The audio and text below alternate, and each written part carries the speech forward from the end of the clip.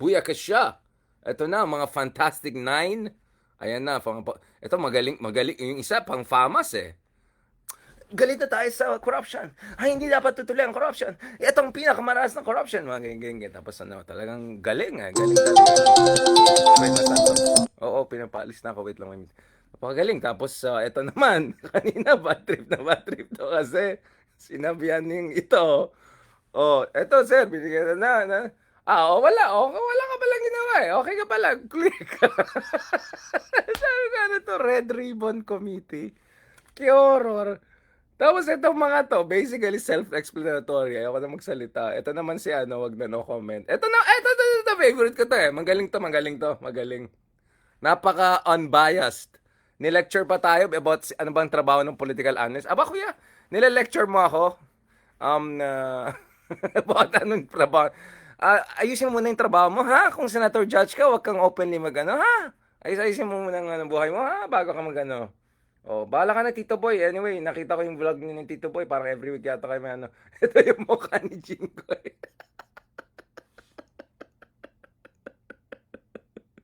Uy, in fairness, baka naman tama yung Kuya Grab. Magaling nga si Marcoleta eh. He made Jinggoy make this facial expression. Yung parang, oh, Jinggoy, ano ka na? Jinggoy, the good, tapos JV, the good one, and then the bad one, and then, klaro ka na. Yung mukha ni Jinggoy.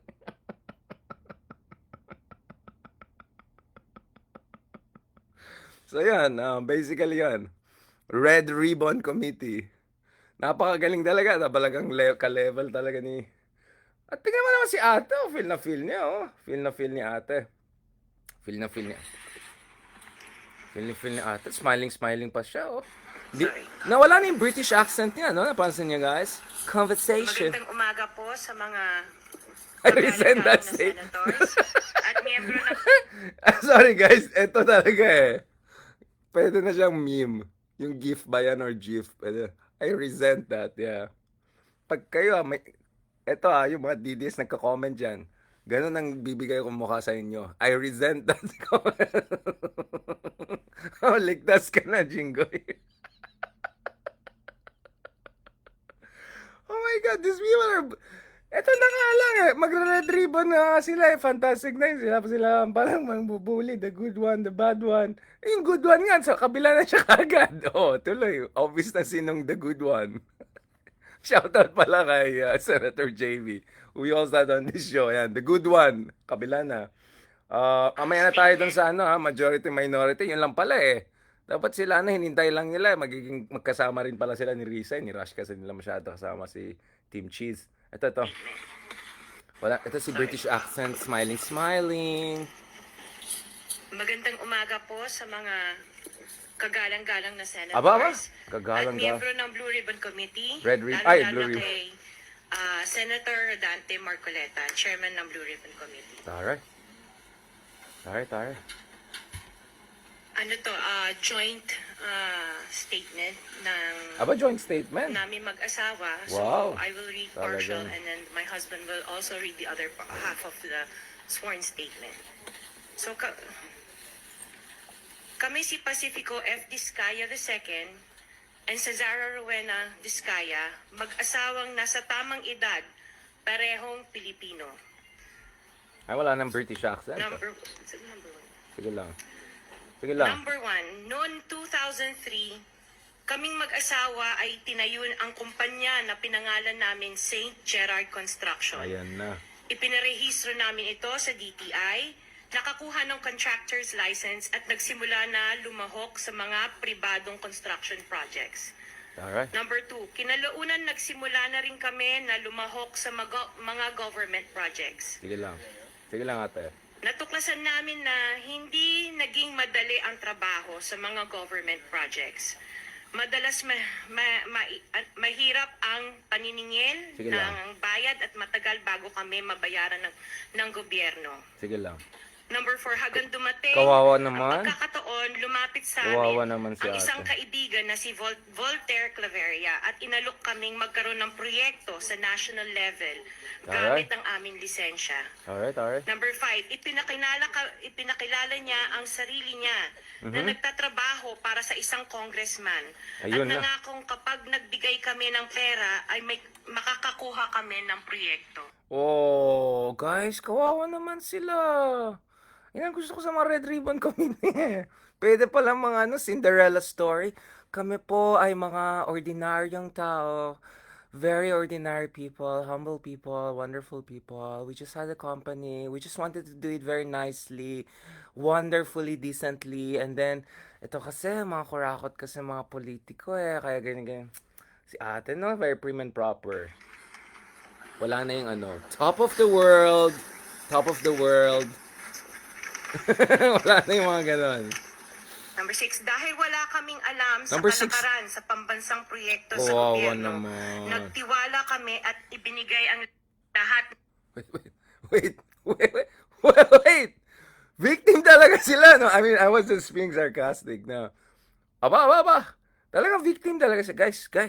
Guys, victim sila. Bakit kaya ganyan? Dapat, katulad tayo ng mga kadidis natin, parating victim ang mga masasama. Yun ang problema sa mga kadidis. Parating ang masama. Yun ang sasabihin, hindi, biktima yan, kawawa yan, yan. Oh, anyway. Oh. Ipon naming Oo, mag-asawa. grabe. Kawawa Sa naman kayo. kasamaang palad, niloko lang niya kami. Aba? Naglaho siya, dala ang pera namin Wow. mag-asawa. Grabe, talagang talaga. Nagpunta kami sa DPWH Victim para to the- i-report ang nangyari, pero hindi nila ito pinansin. Guys, hindi lang pala, ay, munti ko sinabi yung isa. Hindi lang rags to riches. Ano pala to eh? May MMK. Maalala mo kaya, guys? Maala mo kaya. Yan, dapat may ganun na music sa background, no? Feeling ko, kung hindi naulit ang mga to nila Vico, meron na silang version na ganun, biglang may interview na naman. Ano po ang ginawa sa inyo? Kawawa naman kayo. Opo, inano kami ng mga politiko, inano kami, ganun. Oh, tapos palakpakan. Napakagaling ni ate, di ba? Yan, sige. Oh my God. Sabi ko tayo, Red Ribbon Committee to eh. Medyo pamunta na tayo sa, Disneyland. Medyo Disneyland na po. Opo. Kahit ganon, hindi kami sumuko. Gusto ko pa rin gawin ng Ay, tama ang negosyo. Kaya patuloy Grabe. kaming sumasali sa mga biddings sa palakpakan. gobyerno. Napaka-inspiring talaga. Very Sa inspiring. kalaunan, ang kumpanya namin ay nanalo sa mga bidding sa mga proyekto sa national government Galing. sa pamamagitan ng patas na bidding. Galing. Ibinuhos namin ang lahat ng aming pagsisikap para maipakita ang kakayahan ng aming kumpanya na mayroong maayos na paggagawa, dekalidad na resulta, at natatapos sa tamang oras. Uy, guys, let me be clear. Actually, I kind of believe dun sa kakayahan nila gumawa ng kalidad na produkto. Alam mo bakit? Nakita mo yung pinto nila. Ang daming, I'm sorry guys, I don't endorse violence and all. Pero ang daming nagtapon ng kahit ano dun sa mga pinto nila. Diba? Pero pansin nyo guys, ang ganda ng kalidad.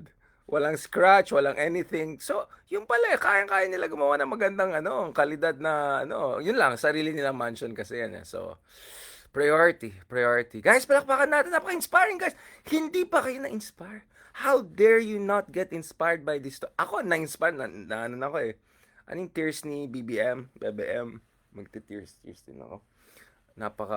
Guys, grabe. Nag-level up na. Hindi lang inspiring. Maalala mo kaya talagang level ni ate. Nagkaroon ng konting tagumpay ang St. Gerard Yun, Construction. ito na. Kaya minabuti namin mag-asawa Lagyan natin ng music. na mag-expand at bumuo ng ibang kumpanya tulad ng Alpha and Omega General Contractor and Development. Wait. So, kung kasi na kumpanya, niloko sila, kawang-kawawa sila. So, ang ginawa nila, pinadami nila yung kumpanya nila. Like, wait lang, I'm not sure how that works. Like, nalugi ka, so may ginawa ka, tapos niloko ka, tapos nalugi ka, so ang ginawa mo, mas dinami mo yung business mo. I'm just not sure how that works eh. How can you go from that and then dinami mo pa? But anyway, guys, andito tayo sa Red Ribbon Committee, so let's just go with the flow. Corporation. Interjection, Mr. Chair. Ayan na, nabuisit na si ate. What is the interjection? Salamat, Mr. Chair. Kailangan ko lang pong umakyat sa office sandali para sa isang tulong. But hopefully, dyan, di ba? Ito na, paalisin na yung mga... Ito na yan yata eh. Sa pagkaalam natin baka mali ako, pero yung nag-excuse me si Risa, yun yata yun eh. Alis na, paalisin na siya, hindi alam ni, ni Kuya, na ano na yan. Ano na yan, huling Red Ribbon Committee hearing na yan. Pagbalik ay nandito pa rin sina Mr. and Miss Diskaya dahil meron din po akong mga tanong para sa kanila. Oh, yes. Ayan. Sabi- Oh, pero pagbalik ko, baka hindi na ikaw maging... Mr. Chair, point Yes. of order. Ayan na. Bakit hindi na lang tayo bigyan ng kopya ng sworn affidavit imbis na basahin nila niya so we can para himayin namin yung kanyang Ano ba sworn naman to si affidavit. Jinggoy, oh? Guys, inspiring story to. What is wrong with you? Kaya tuloy, alam mo, nagigets ko nga ngayon si Marcoleta, bakit pinagsabihan si si Jinggoy. Ang ganda ng build-up, may music na, may... Tapos kami, nalugi kami, gano'n kami, kaya dinami namin yung business, kaya magaling na kami, diba? So, ganda sana eh. Inspiring story, guys, sinira naman ni Jinggoy. Tuloy, ginawa sa kanya ni Marcoleta na Jinggoy. So, now I understand everything. Guys. So, on a serious note, there are two ways I want to approach this, guys. So, one is, una-una, bigyan natin ng pansin yung, in fairness, maganda yung response ni Vico dito. Because Vico was really, really unhappy. Ito yung statement ni Vico.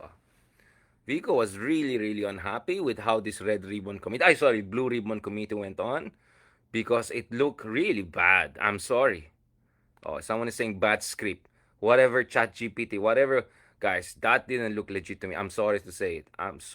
Very suspicious. But, I'm talking about statement of these people are being accused of, pocketing billions of parts. Diba? Grabe na yung mga, nakita niyo yung mga meme na malungkot si LeBron James. Kasi si LeBron James, buong buhay niya, nagtrabaho, etong kinita niya.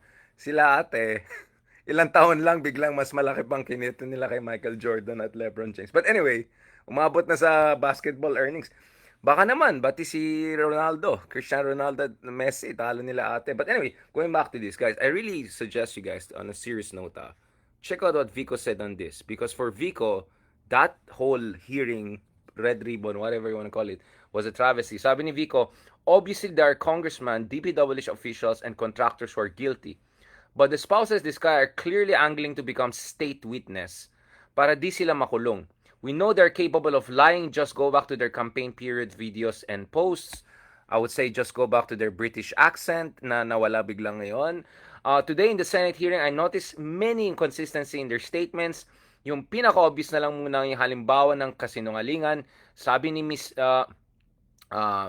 Mine Curly, 2 to 3% lang ng contract cost ng kita nila kada proyekto. Swerte na daw kung 5%. Oh, grabe naman ang profit margins. Sa ibang project, lugi pa daw sila. Wow! Hindi ako nagsabi ito. Yan ang gusto kay Vico eh. Nagiging na rin siya eh. Bardagulan eh. This is how we should do it, guys. We shouldn't give these people quarter. Talagang, wow! Dapat nilagay mo pa ng exclamation mark, Vico. Taliwas ito sa statement nila sa isang interview kung saan sinabi nilang bilyonaryo sila at nasa 11 digits na daw ang pera nila. Meaning, at least 10 billion pesos. Kaya malungkot si LeBron James at saka Michael Jordan kasi talo pa ang kita nila kila ate. Dahil paano ka maging bilyonaryo na ganun sa 2 to 3% profit lang? In short, kasinungalingan, kalokohan itong sinasabi ng mga to. Hindi yan papasa kahit sa script. Tanay niyo si OG Diaz, tanay niyo na sa showbiz, papasa ba yan sa yung drama nila? Hindi. Baka papasa yung isang senador na drama-drama, galit na gano'n. Baka yun, pwede pa. Starstruck. Presidente na mismo ang nakakita ng ghost projects nila. Sino gagawa ng ganun kalaking krimen para sa 2 to 3% na kita? Huwag tayong magpauto sa mga paawa effect nila. Wala daw silang magawa. Sila pa daw ang victim. Napupuisip na talaga si Vico. The challenge now is how to sift through the half-truths and attempts to mislead us, not only of the spouses this guy, but everyone involved. May we be vigilant and discerning. #flood control projects, #DVWH, #corruption kills, I would say maalala mo kaya #inspiration. So yun. So in fairness kay Vico, talagang dinemolish na ito. Very good job, Vico. Tsaka, guys, tingnan nyo naman yung, ay, napaka-comfortable ni ate. Yung medyo British, dapat parang, yung mga ganun, medyo royalty. Grabe ni ate. Look at the body language, how comfortable they are with the Red Ribbon Committee. Hindi yata ko, imagine mo ito yung mukha ng mga, ang hindi pa masaya, si si Jinggoy, di ba? Like, what a contrast, yung mukha ni Jinggoy at yung mga yun. Anyway, so that's one thing. I really suggest you guys, support what Vico is doing on this front. I mean, all of us naman are supporting. I'm just saying, like, guys, sino bang akala niya malaloko nila sa mga ginagawa nila? Pangalawa, guys, let's look at the numbers. The numbers are absolutely clear, guys. Grabe, ang ligaya ng mga Diskaya talaga nagsimula noong 2016, guys.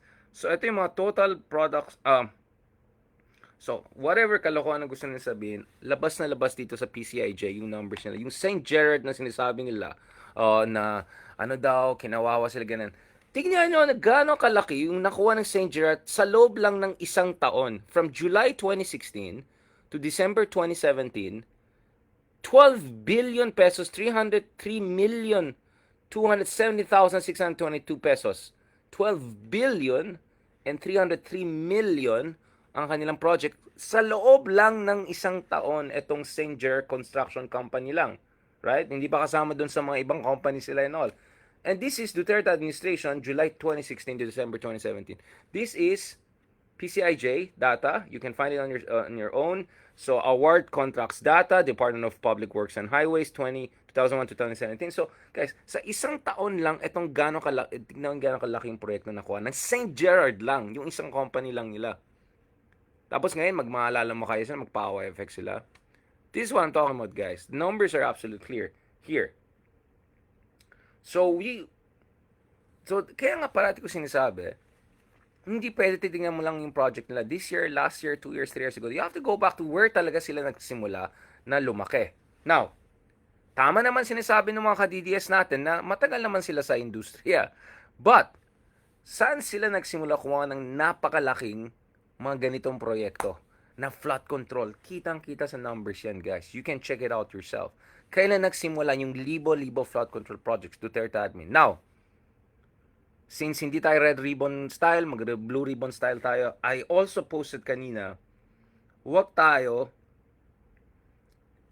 bias because we also have to look at the projects during the Aquino administration. There are also many big projects during the Aquino administration that I think we have to ask about. Hindi kasama mga Diskaya dito at hindi kasing dami mga flood control projects. But for instance, one company got 17 billion pesos in contracts. But look at it.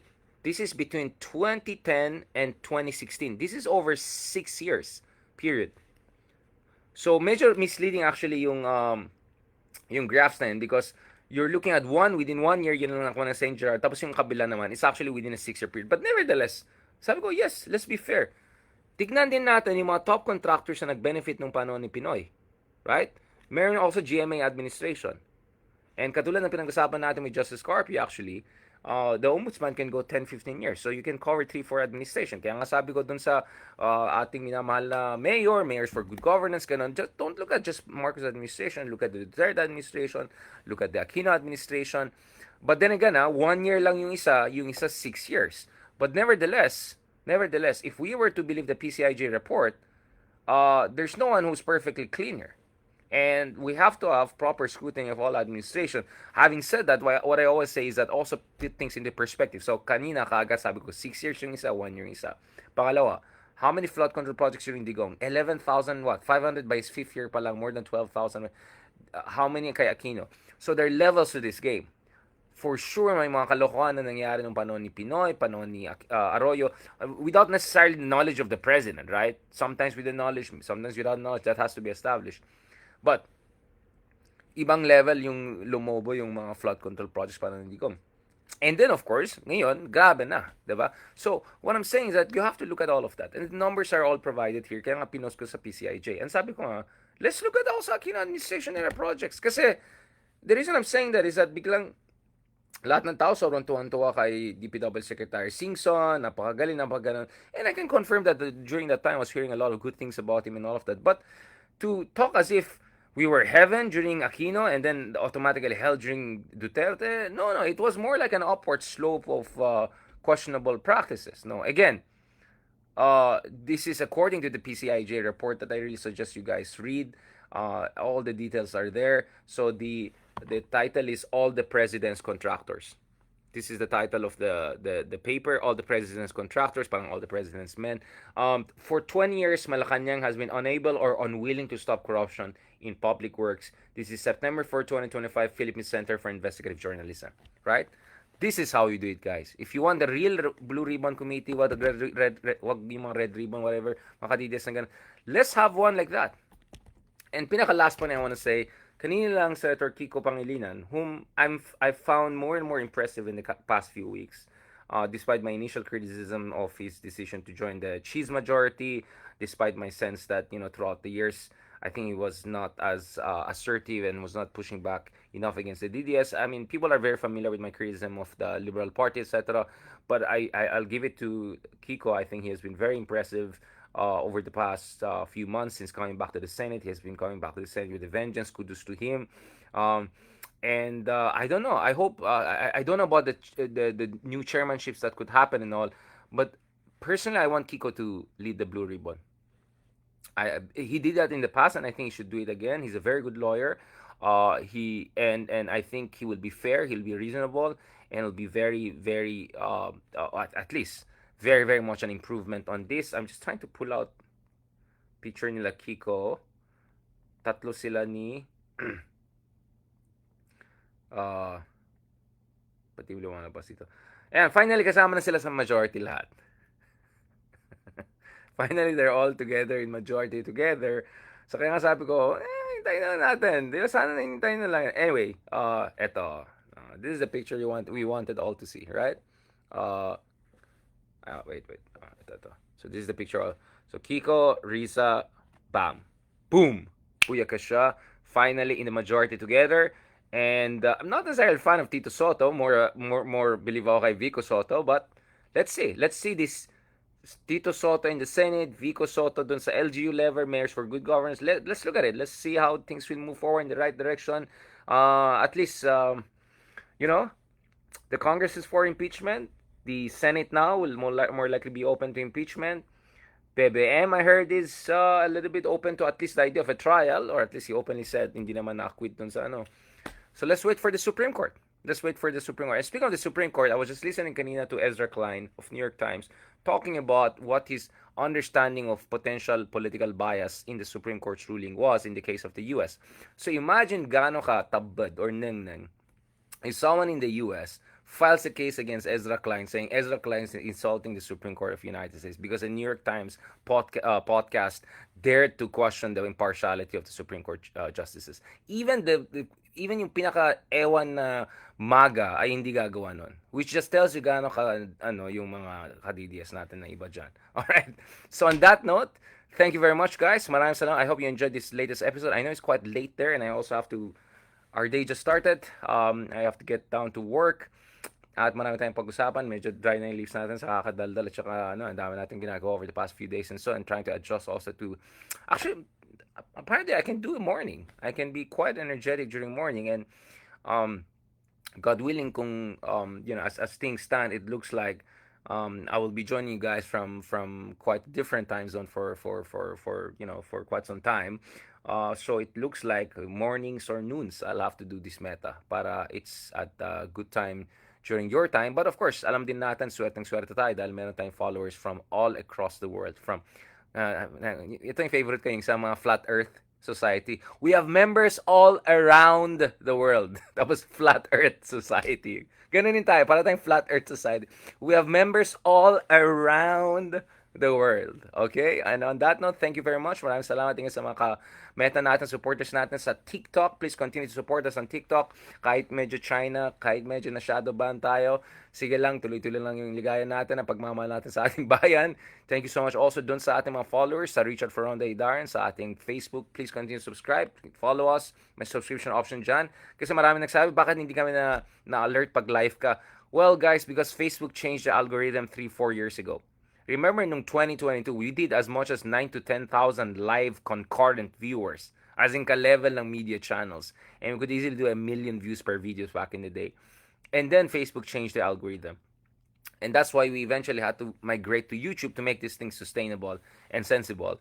So, dun sa mga followers natin, since wala naman tayong Patreon account or whatever like that, please follow us and be part of our little community on YouTube as I try to carve out some time to also upload some unique stuff for you. So, thank you so much for all of your love and support. Ito, gumising ako na 5:30 a.m. to get my Jollibee. Did not happen. McDo happened, but at least I think mga kababayan din natin na-meet natin dyan kanina.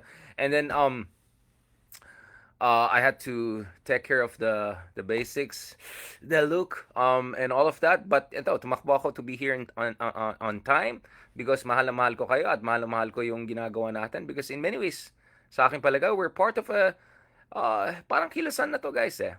You know, Vico is doing his own thing. You know, sila Bam and Kiko are gonna do their own thing. And tayo naman, sino ba naman tayo? Hampas lupa lang naman tayo kumpara dun sa mga kabilang channel at mga malalaking tao dyan. But in our own... Sorry. I know, ang lalabas niya parang medyo fake na pa-humble. Sorry guys, I can't fake pa-humble. Ayoko talaga yung mga pa-humble fake na mga ganun. Kadiri, yak. Sabi nga ni Jingoy, nakakadiri kayo. But anyways, hindi naman tayo major, but in our own almost major way, we try our best to push the discussion in the right direction. And also, while we're here doing what we're doing, I hope to continue to also shape the discourse about geopolitics in our part of the world, to shape discourse about the U.S.-China competition in our part of the world, and also push for stronger relationship between the Philippines and like-minded countries, especially, of course, our great friends, amazing friends, wonderful friends dito sa Canada. Elbows up. Thank you so much. God bless and talk to you soon. Maraming salamat. Adios. Au revoir. Booyaka.